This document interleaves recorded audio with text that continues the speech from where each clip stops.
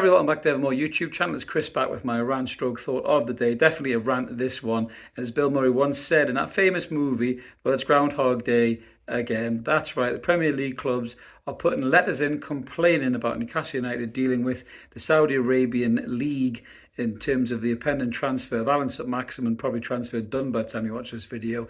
So there's news is that the letters have gone in by numerous clubs through the Athletic, breaking out loads of news sources now. So I think it's Aston Villa, West Ham, Manchester United, Liverpool have all put letters into the Premier League asking them to investigate the deal between Newcastle United and the Saudi Arabian League over Allan Saint-Maximin's transfer.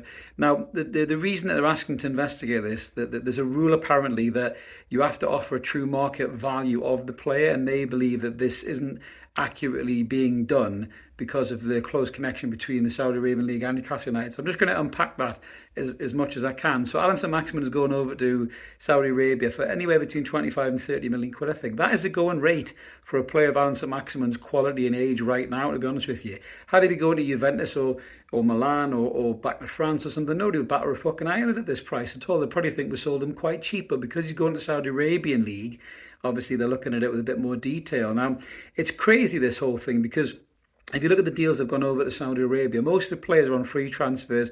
You know, you got likes of Benzema, Kante, Firmino, and that kind of thing. But you look at someone like Ruben Neves, who's gone over there for nearly 50 million quid or something.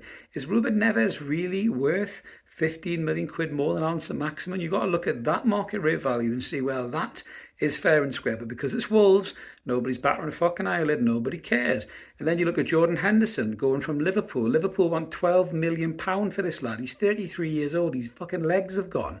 He's going to get paid 700 grand a week, but Liverpool want 12 million quid. Now, why is that not being investigated by the Premier League? Nobody's raising any red flags about that. But as soon as Newcastle United try and sell on some Maximin over there, all hell breaks loose. This is exactly the same type of shit that happened in the takeover. They tried to stop the takeover, they didn't succeed. They delayed the takeover, but they could not stop it happening because the takeover was, by the letter of the law, absolutely fine to go through, as is this transfer.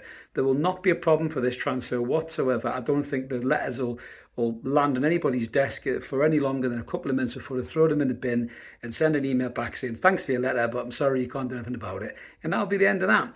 But again, it's just that one rule for one and one rule for all, that rank hypocrisy by the Premier League football clubs. It's okay for you to sell your deadwood players to the Saudi Arabian League at inflated costs, but as soon as Newcastle United try, it's a big no-no just because we happen to be owned 80% by the PIF.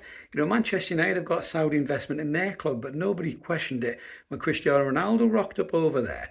Yes, his kind of contract was ended after that explosive interview with Piers Morgan, but still, nobody questioned the synergy between those two entities of Manchester United and the PIF.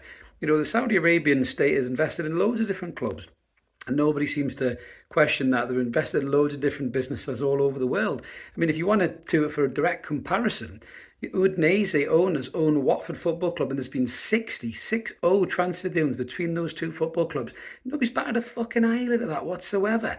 So you can't have it one way and not have it another. I'm sorry, but it's rank hypocrisy by the Premier League. And yet again, it's just another example of that agenda that exists against Newcastle United. And anytime something like this happens, that agenda comes back out to the forefront.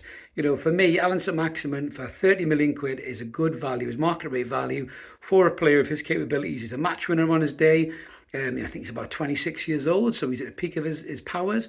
I mean, there's nobody who's really gone over to the Saudi Arabian League for real big cash money. I suppose you look at Milinkovic-Savic, who's gone for about 44 million, I think it is. But again, that's the going rate for him. But nobody seemed to kick off about that. Is Brozovic from Inter went over there for about 18, 19 million quid. Nobody batted an eye at that at all. But all of a sudden, it's Newcastle United doing business with them, and all hell breaks loose. They wet their knickers. You know, we've been trying our best to follow the guidelines of FFP. That's why Allan Saint-Maximin has been sold to incorporate the deal to buy Harvey Barnes. We are trying our best to stick to the FFP rules here, even though the same clubs who are complaining the loudest aren't. Manchester United have been found guilty of breaching FFP and been fined for it. Manchester City have got numerous cases allegedly posed against them for breaching FFP.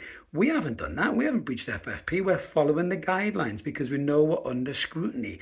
So So, my question is, if they're going to come and moan about it anyway, then fuck it. Why not just throw the kitchen sink at it? Let's sell Jeff Hendrick to a Saudi Arabian team for 85 million quid. Could you imagine the piss and the knickers that would go on there? There's not a tenner pad big enough to soak that up.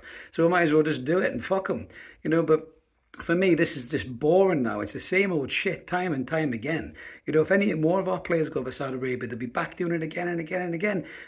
I did say in the video when we're talking about the Saudi Arabian League that maybe Newcastle can't deal with Saudi clubs because of this scrutiny, but they've obviously seen a way to do it legally and properly, because if there wasn't one there, they wouldn't have done it. The guys who are behind the scenes of this club now are intelligent, smart, professional people. They would not sell Allan Saint-Maximin to a Saudi Arabian team if it was not kosher and if they thought they were breaching FFP or any other guidelines in the footballing governing rule book. They just wouldn't do it. They're too smart for it. But what this is just pure salt being poured from these other clubs, and they're embarrassing themselves.